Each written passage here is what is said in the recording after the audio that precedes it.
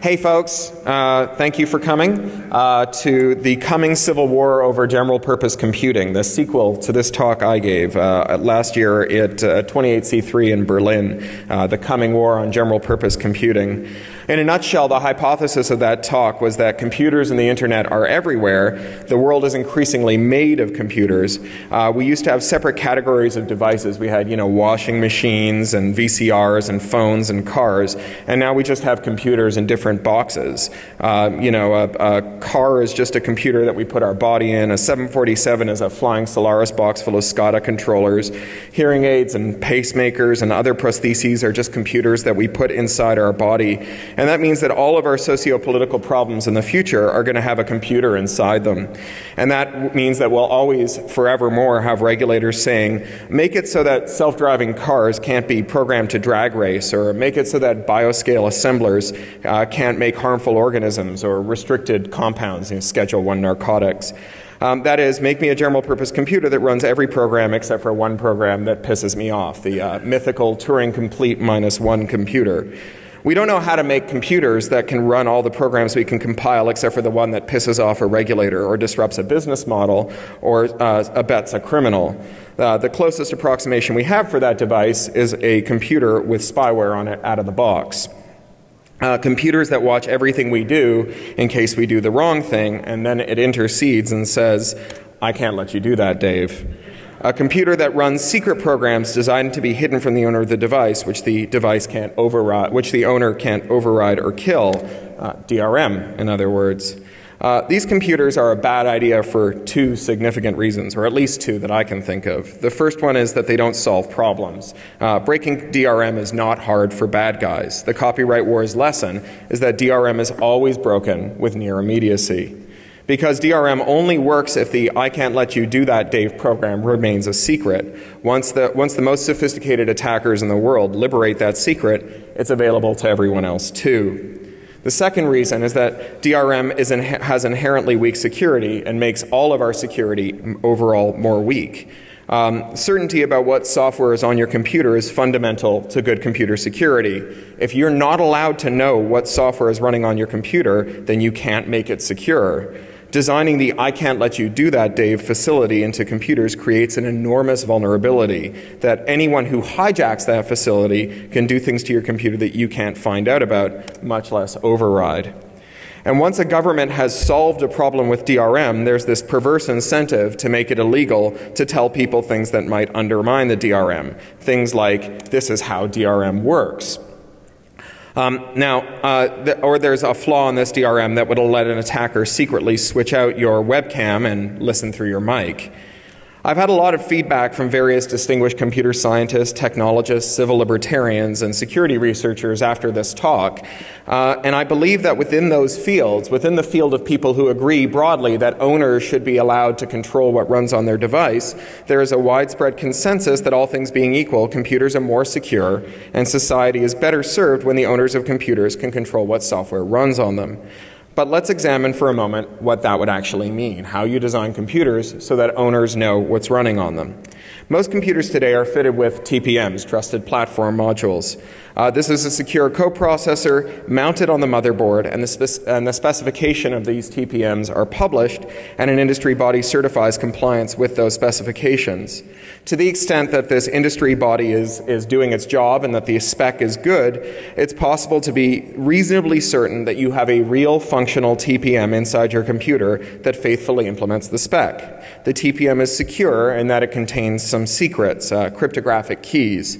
And it's also secure in that it's designed to be tamper evident. If you try and extract keys from a TPM, or remove the TPM from a computer and replace it with a gimmicked one, it should be very obvious to the computer's owner that something has happened. Now, one TPM threat model is that a crook or a government or a police force or some other adversary might try to compromise your computer. Tamper evidence lets you know when your TPM has been fiddled with. Another TPM threat model is that a piece of malicious code will infect your computer. Once your computer is compromised in this way, you could be in great trouble because, after all of the sensors attached to the computer, the mic, the camera, the accelerometer, the fingerprint reader, the GPS, and so on, could be switched on without your knowledge, and the data could be cached or sent on to a bad guy, or both. All the data on your computer, your sensitive files, your stored passwords, your web history, might be sent to a bad guy or erased or tampered with. All the keystrokes on your computer, including your passwords, could be logged, and all the peripherals attached to your computer might be covertly operated: printers, scanners, SCADA controllers, MRI machines, cars, avionics, and 3D printers, or they could be subtly altered to cause some failure in the future. And other peripherals in the today and in the near future include your optic nerve, your cochlea, the stumps of your legs, and so on. When your computer boots up, the idea is that your TPM asks the bootloader for a signed hash of itself and verifies that the signature from the hash comes from a trusted party. Once you trust the bootloader to faithfully perform its duties, you can ask it to check the signatures in the operating system and then ask the operating system to verify the signatures on your programs and so on, ensuring that you know which programs are running on your computer and that any programs running in secret have managed that trick by leveraging a defect in the bootloader, operating system, or other components, and not because a new defect has been inserted into your system to create a facility for hiding things from you. This always reminds me of Descartes. He starts off by saying that he can't tell what's true and what's not because he's not sure if he really exists and whether his senses are faithful.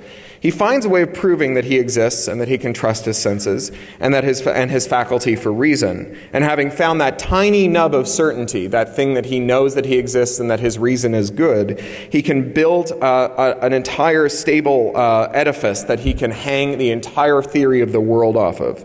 Now that TPM is like that nub of stable certainty. If it's there, it can reasonably inform you about the code on your computer and be reliable in doing so. Now, you may find it weird to hear someone like me talking warmly about TPMs.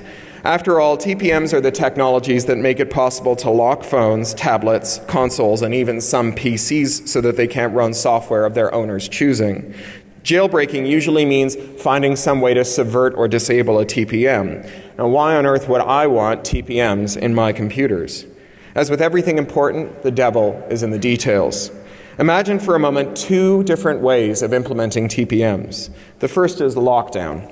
In a lockdown scenario, your TPM comes with a set of signing keys that it trusts, and unless your bootloader is signed by a TPM trusted party, you can't run it, and since the bootloader determines what OS launches, you don't get to control your software on your machine. But the second mode is certainty. You tell your TPM which signing keys you trust. So you trust them from Canonical, EFF, ACLU, and WikiLeaks. And it tells you whether or not the bootloaders it can find on your computer have been signed by any of those parties. It can faithfully report the signature on any other bootloaders it finds, and it lets you make up your own goddamn mind about whether you want to trust any or all of the above. Approximately speaking, these two scenarios correspond to the way that iOS and Android work. iOS only lets you run the Apple-approved code. Android lets you tick a box to choose the code that you want. But critically, Android lacks an important facility. It can't do the little bit of crypto work necessary on the software before boot time to tell you whether or not the code you think you're running is actually the code you are running. It's freedom without certainty.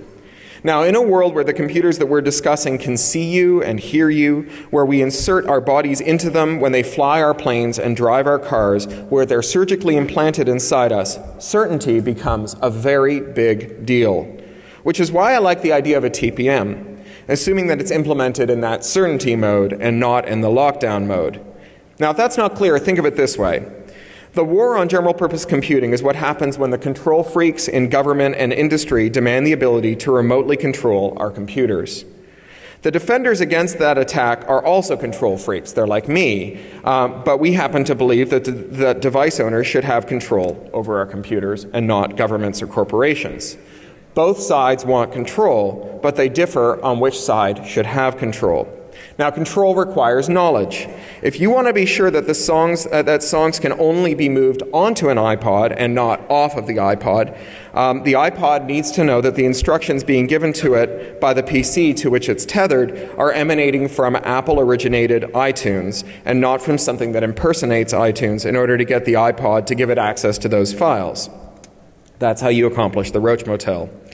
Now, if you want to be sure that, if I want to be sure that my PVR won't record watch once video on demand movies that I've just paid for, the PVR manufacturer needs to be able to ensure that the tuner that's receiving the video will only talk to approved devices whose manufacturers have promised to honor the do not record flags in the programs.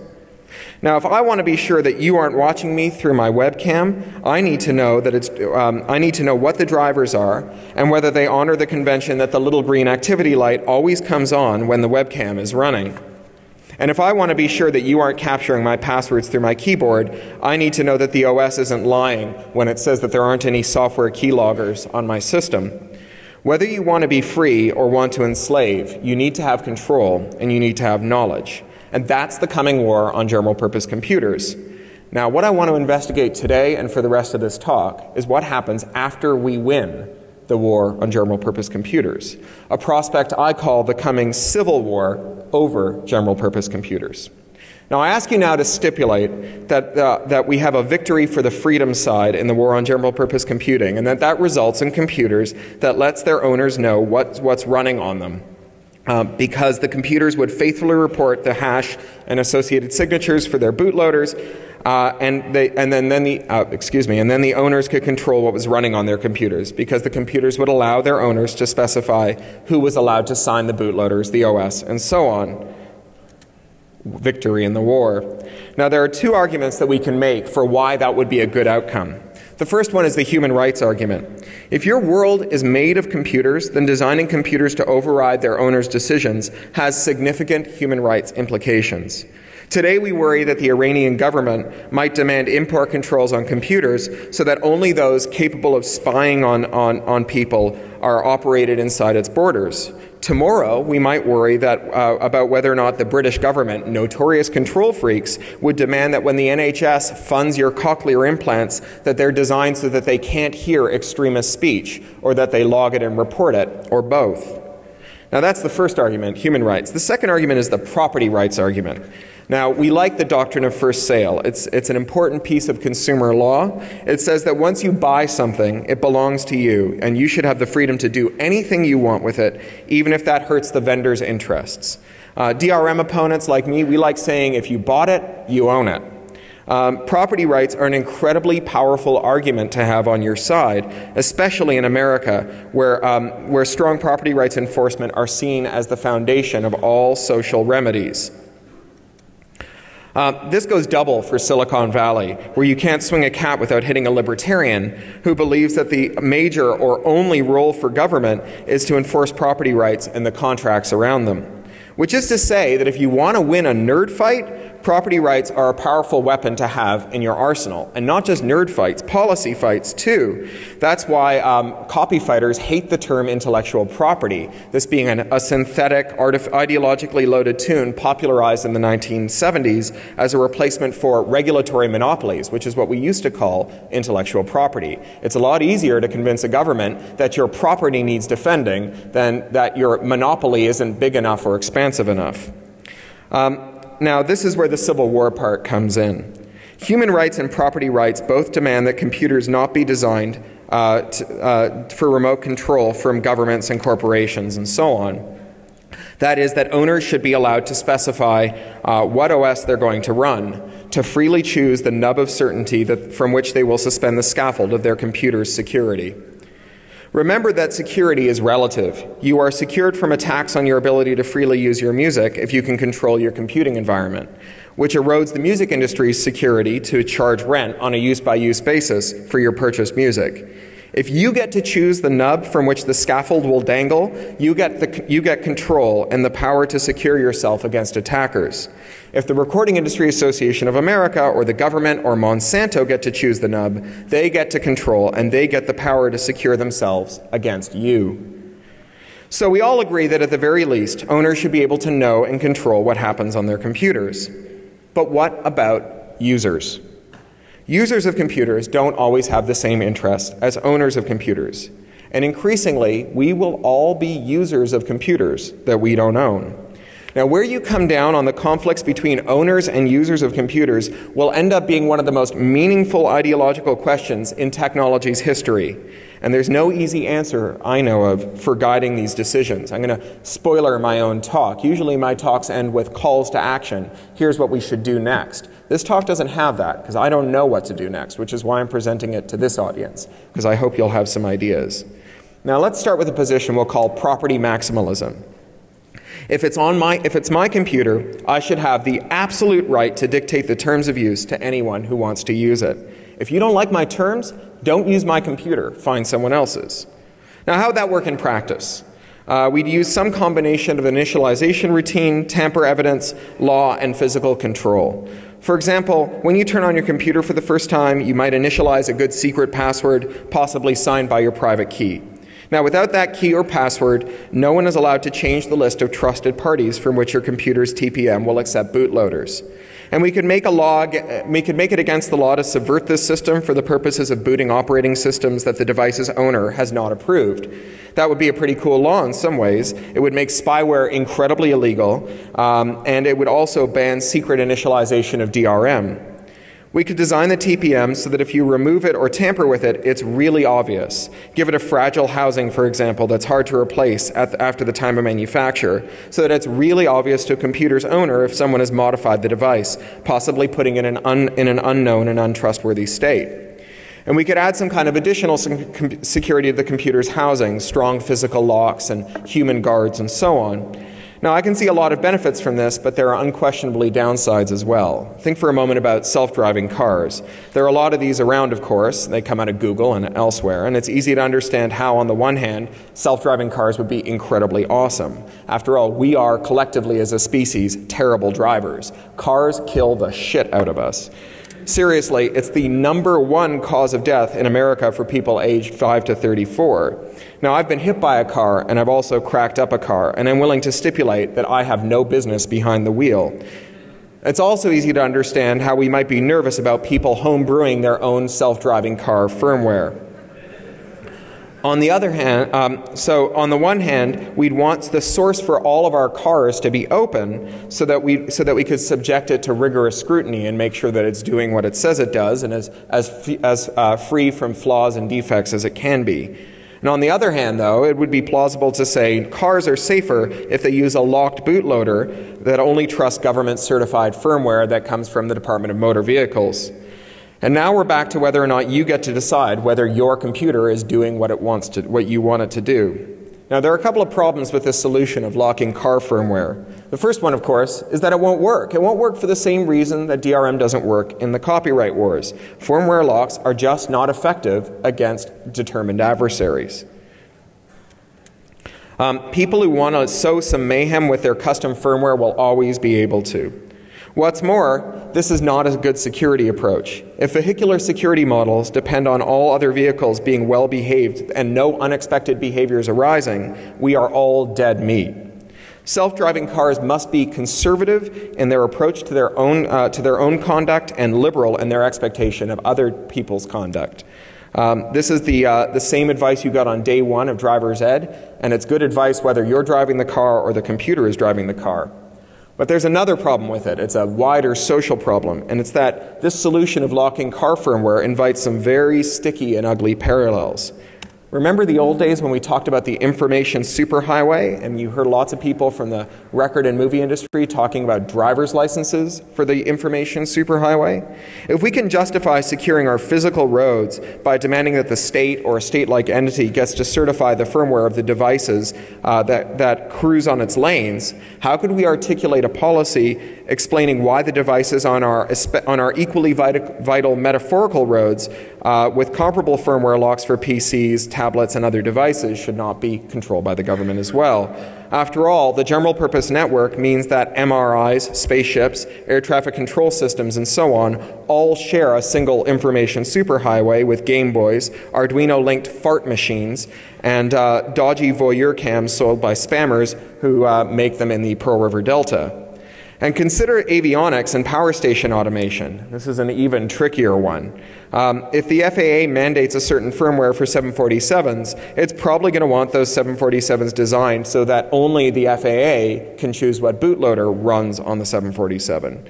And just as the Nuclear Regulatory Commission, and just in the same way that the Nuclear Regulatory Commission will want the final say on the firmware for your reactor pile.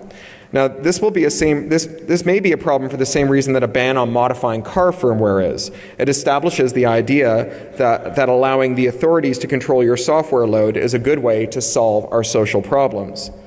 But it may be that airplanes and nukes are already so regulated that an additional layer of software regulation wouldn't leak out into other areas of daily life. Nukes and planes are subject to an extraordinary amount of no-notice inspection and reporting requirements that are genuinely unique to their circumstances.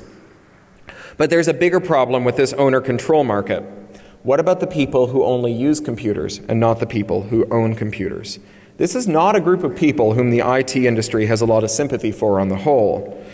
An enormous amount of energy has been devoted to stopping non-owning users from inadvertently breaking the computers they're using by downloading menu bars, typing random shit they find on the internet into their terminals, plugging in malware-infected USB devices, disabling the firewall, installing plugins, adding repositories, adding certificates to the machine's or browser's trust root, punching holes in the network perimeter by accident, accidentally connecting networks that are required to remain separate, such as the sensitive internal network and the untrusted external network, and to stop users from deliberately doing bad things like installing keyloggers and spyware to attack future users, misappropriating secrets, snooping on the network traffic, deliberately breaking their machines, deliberately punching holes in the network perimeter, deliberately disabling the firewall, and deliberately interconnecting networks that are supposed to remain separate.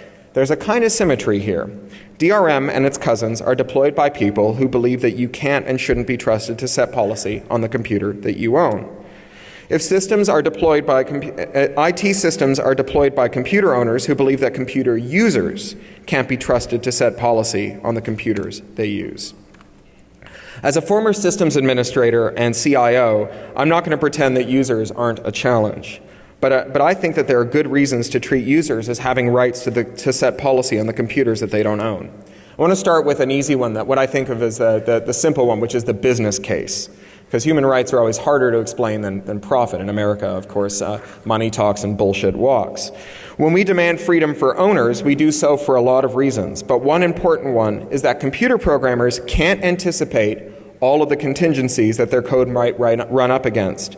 That when the computer says yes, you might still need to say no, and when the computer says no, you, the owner, might still need to say yes. The idea that owners possess local situational awareness that cannot be perfectly captured in any number of nested if-then statements.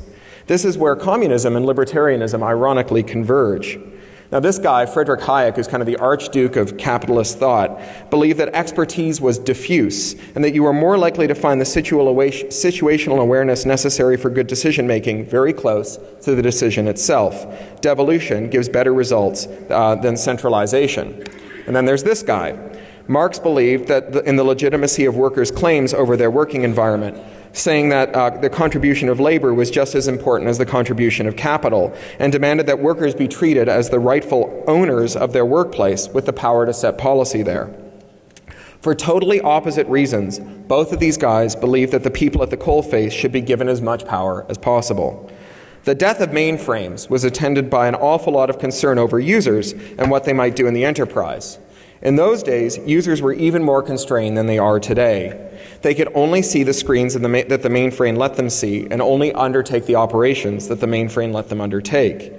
When the PC and VisiCalc and Lotus 123 appeared, employees actually risked being fired by bringing these machines into the office or bringing home office data to use on these machines, because they had a computing need that couldn't be met within the constraints set by their company and its IT department, and because they didn't think that the legitimacy of their needs would be recognized. The standard response to any such request is usually, our regulatory compliance prohibits you from computing the way that you need to do your job, or if you do your job that way, we won't be able to make sure that you've done it right, or you only think that you want to do your job that way, or it's impossible to make computers do what you think that you need them to do, or simply our corporate policy prohibits this. Now, some or all of these reasons might be true, though often they aren't. And even when they are true, they're the kind of soft truths that we give bright young geeks millions of dollars in venture capital to falsify, while middle-aged administrative assistants get written up by HR for trying to do the same thing. The personal computer arrived in the enterprise through the back door, over the objections of IT, without the knowledge of management, at the risk of censure and termination, and it made the companies that fought it billions, trillions. The reason that giving workers more powerful, more flexible tools was good for their companies is that people are generally smart and they generally want to do their jobs. And because they all know stuff that their bosses don't know. As an owner, you don't want the devices you buy locked because you might want to do something that the designer didn't anticipate. And employees don't want the devices they use all day locked because they might want to do something that the IT department didn't anticipate. This is the soul of Hayekism and of the free market, that we're smarter at the edge than we are in the middle. Now, the business world pays a lot of lip service to Hayek's 1940s ideas about free markets. But when it comes to freedom within the companies that they run, they're stuck a good 50 years earlier, mired in the ideology of a guy named Frederick Winslow Taylor and his scientific management. Now, he had the idea that workers were just particularly unreliable kinds of machines whose movements and actions should be scripted and constrained by all-knowing management consultants who would work with the equally wise company bosses to determine the one true way to do their job best.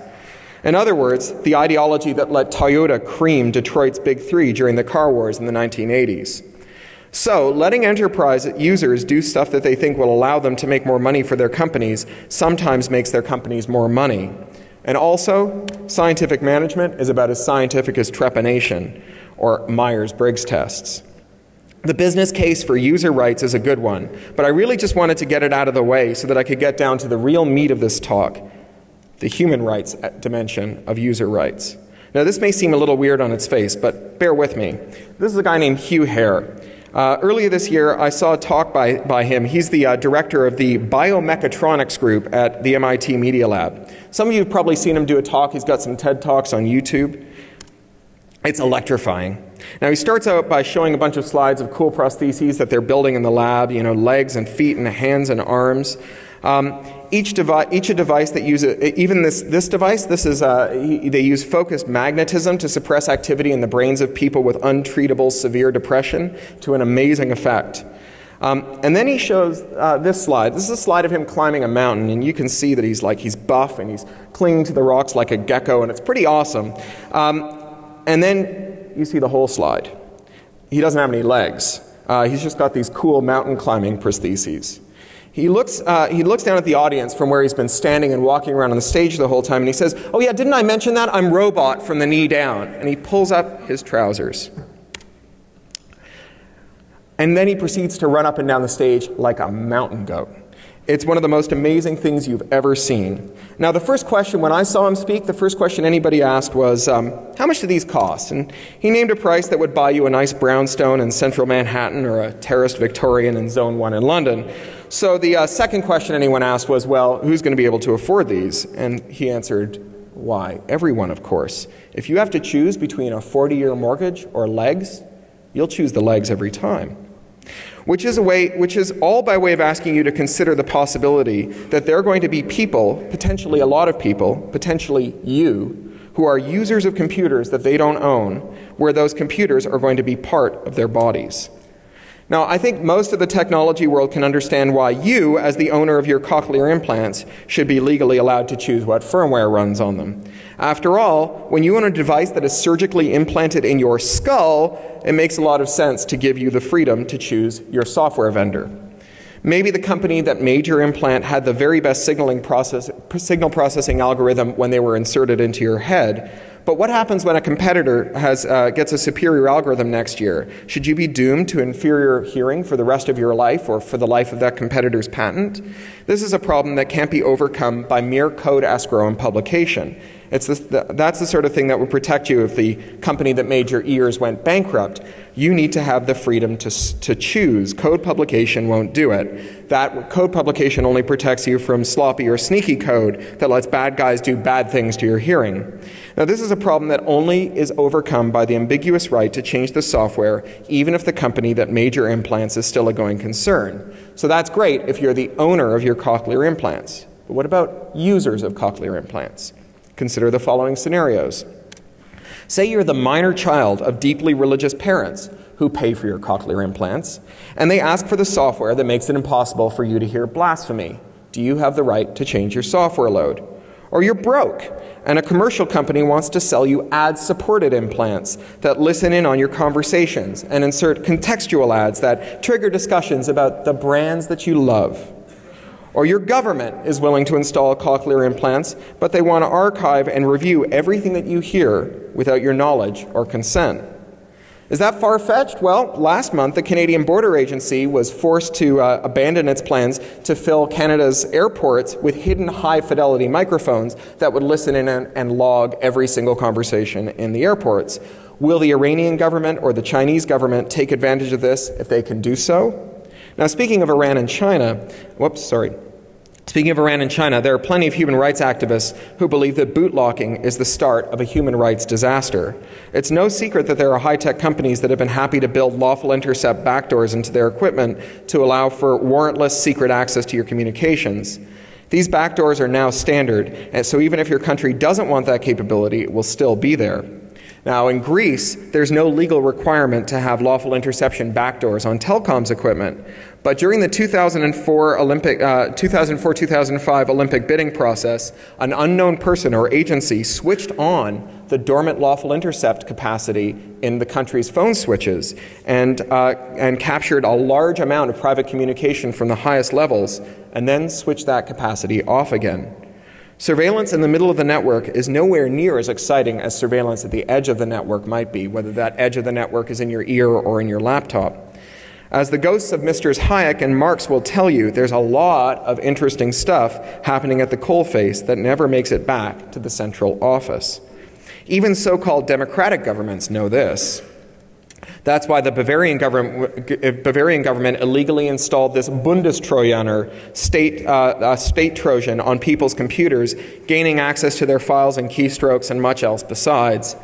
It's a safe bet that totalitarian governments will happily take advantage of bootlocking and move the surveillance right into the box. You may not import a computer into Iran unless you limit its trust model so that it only boots up operating systems with lawful intercept backdoors built right into the machine.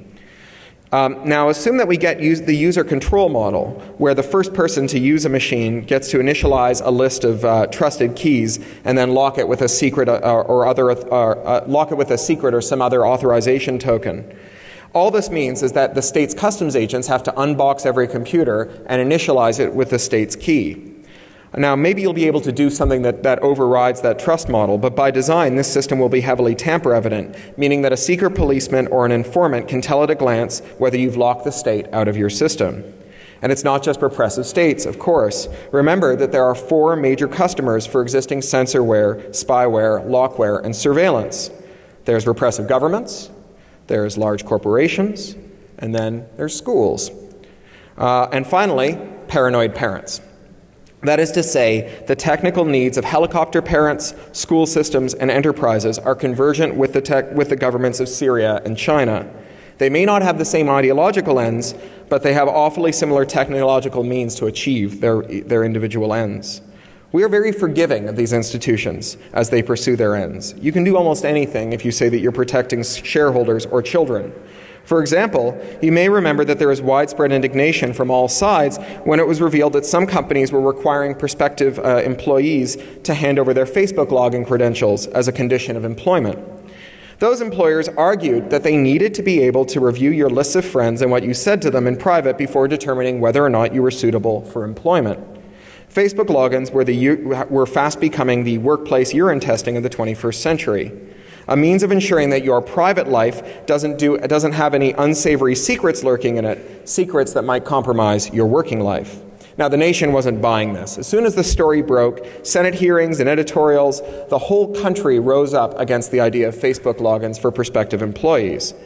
But no one seems to mind that many employers routinely add their own intermediate keys into their employees' devices, their phones, their tablets, and their computers.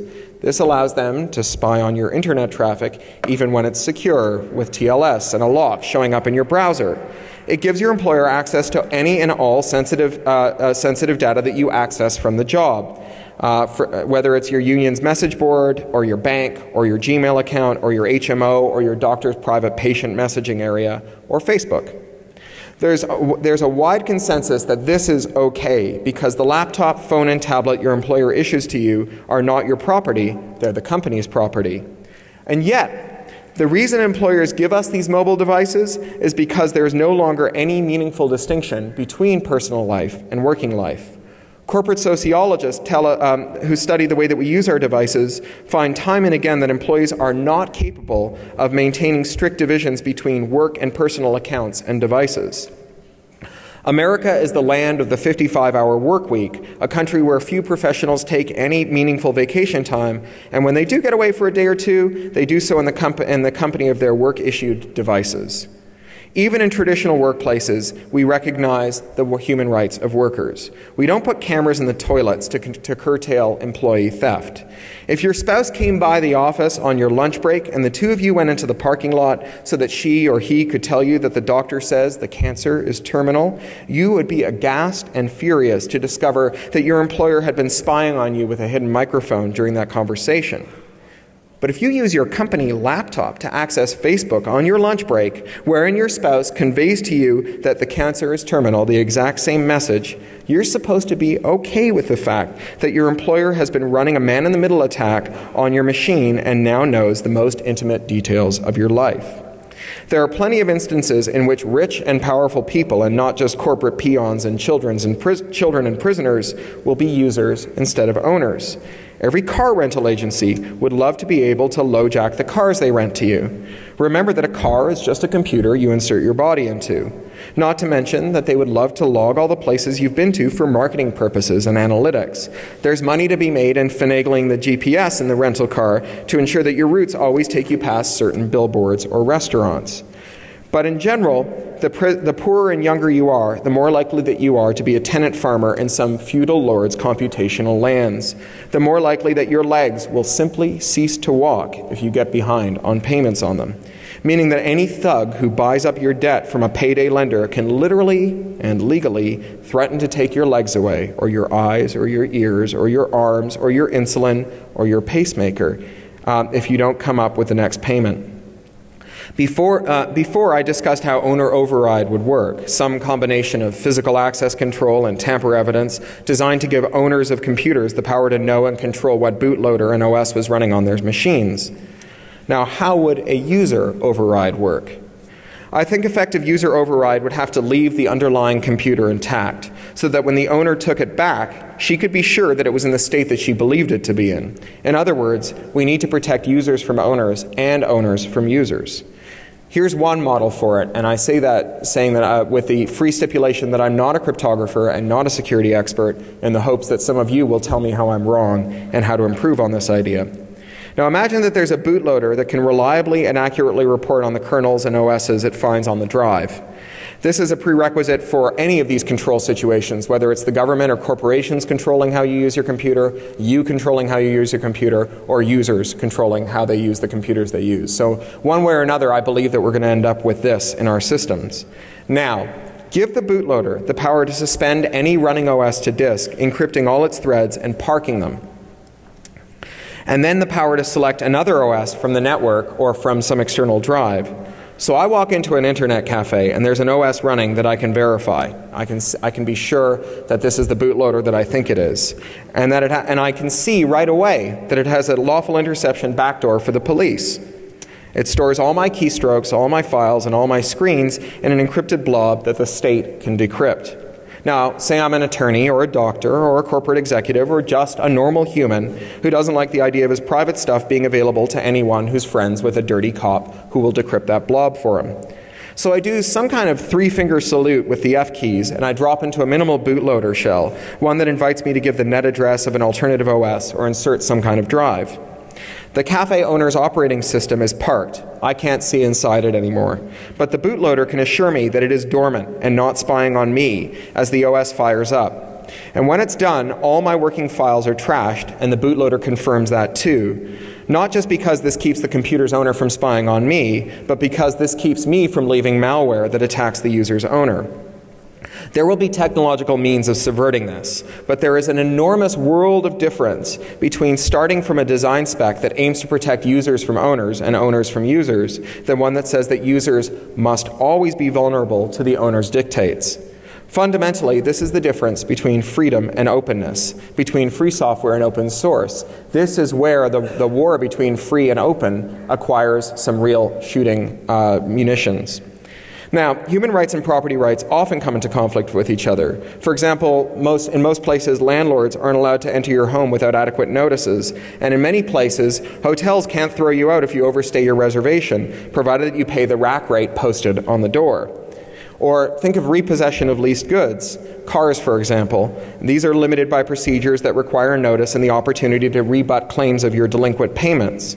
Now, when these laws and procedures about human rights and property rights get streamlined to make them easier for property holders, we often see human rights abuses. Robo-signing eviction mills that use fraudulent declarations to evict homeowners who are caught up on their mortgages or who don't have any mortgage at all. The potential for abuse in a world of computers is much greater. Your car might drive itself back to the repo yard, or your high-rise apartment building's elevators switch themselves off, as do their climate systems, stranding thousands of people until a disputed license payment is settled. This has already happened with multi-level parking garages. Back in 2006, the 314-car robot parking model RPS 1000 garage in Hoboken, New Jersey, took all of their cars and its guts hostage. It locked down the software until the garage's owners paid a disputed license payment. They paid it even though they maintained that they didn't owe it, because what the hell else were they going to do? And what will you do when your dispute with a vendor means that you go blind or deaf or lose the ability to walk or become suicidally depressed? The negotiating leverage that accrues to owners over users is total and terrifying. Users will be strongly incentivized to settle quickly rather than face the dreadful penalties that could be visited on them in the event that they had a dispute with an owner. And when the owner of the device is a state or a state-side corporate actor, the potential for human rights abuses skyrockets. This is not to say that owner override is an unmitigated evil. Think of the smart meters that can override your thermostat at peak loads. These allow us to switch off coal and other dirty power sources that can be that are varied at peak times. But they work best if the users, the homeowners who've allowed the power company to install them, can't override the meters. What happens, though, when griefers, crooks, or governments try to quell popular rebellion using these meters to turn off heat during a 100-year storm or cranking heat up during a heat wave?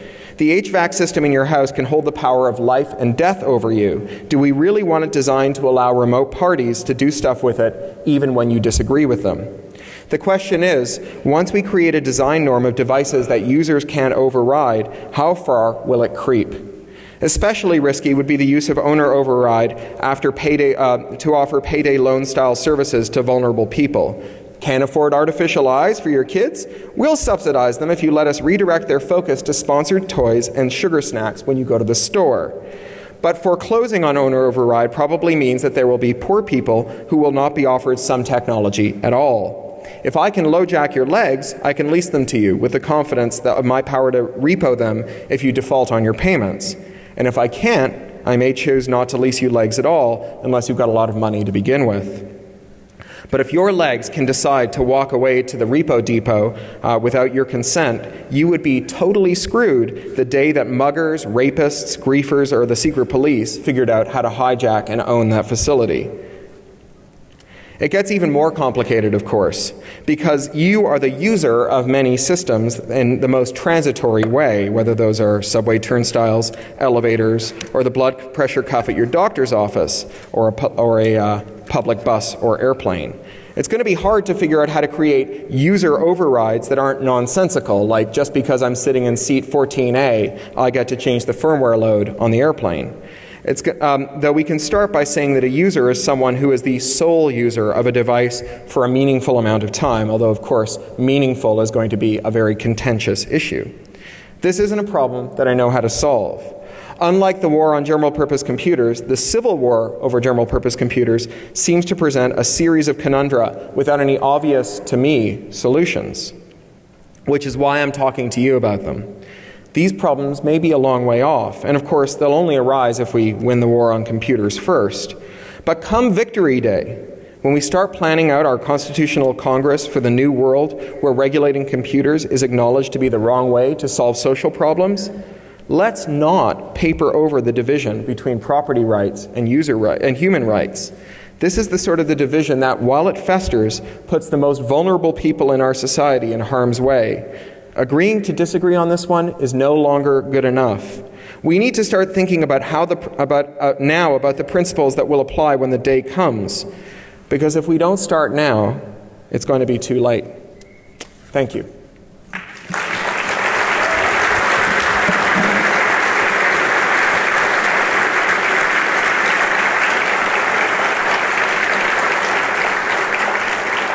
So I reckon we've got about 10 minutes for Q&A. Is that right, goons? Yes? Yeah?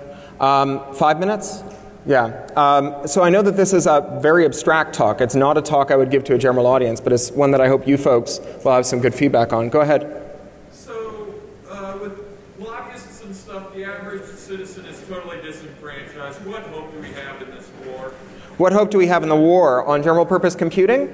I think that the hope that we have in the war on general-purpose computing is that we enlist more people to our side just by waiting. Because the number of people for whom computers are not an abstract thing goes up every day, right? It's weird that hackers hate their grandmothers and their mothers a lot. They always use them as examples of clueless people. My mom and my grandmother are both very clued-in people, but my grandmother was never into computers. She never saw any reason to do so. She types really fast. She was a secretary, but she didn't see any reason to do so until the day I had a kid. And I live in England, and my grandmother lives in Canada, and she knew that if she wanted to see her great-granddaughter, she was going to have to learn to use a computer so that we could Skype. All of a sudden, computers became incredibly important to her, and she learned how to use them like that, because that's what you do, right? When there's suddenly a reason to use a computer, you figure out how to use a computer. And for her now, a fight over how an ISP operates, or how competition works in ISPs, or how computers are regulated, or how they're surveilled, or what software she gets to install on her device, all of those questions are now deeply personal.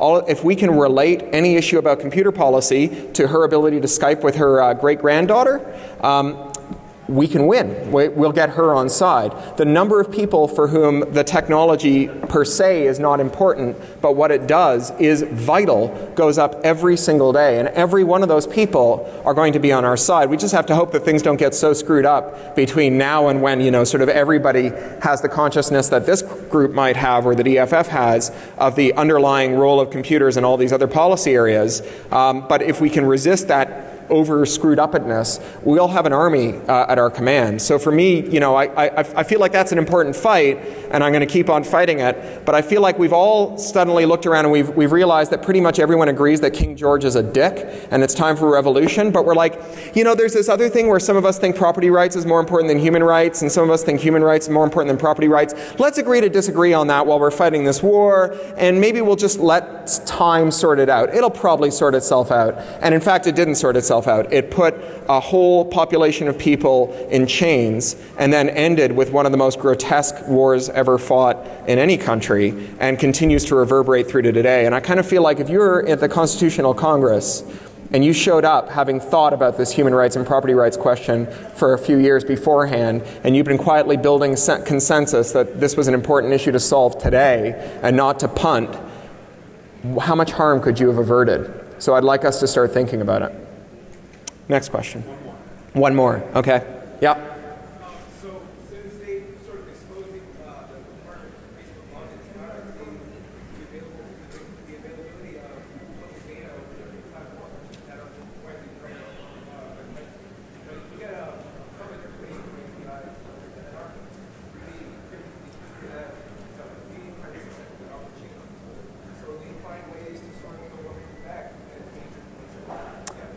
So that's a slightly different. The question is, what about the fact that that Facebook's APIs expose a shitload of data that you've never really thought that you consented to give up, or understood that you've consented? I think that's an important issue, but it's not this one. This one is about the fact that we aren't outraged. We are outraged when an employer says to a prospective employee, tell me your login and password, but we're completely cool with it when they just spy on you once you've been hired to get your login and password, or at least your authentication credentials, because they own the computer that you're using to do it. And that to me seems like it's no different from saying, well, we're gonna like eavesdrop on all your conversations at work and find out, you know, your bank account number when you tell it to your wife over your cell phone on your lunch break, and we're gonna use that to like look in your bank account, not steal your money or anything, just look in your bank account. And it seems weird to me that that's cool so long as it involves property rights. And it seems to me that there has to be a human rights limit that pushes back against the absolute nature of property rights, or I hope so anyway. So I think that's time. Thank you all very much.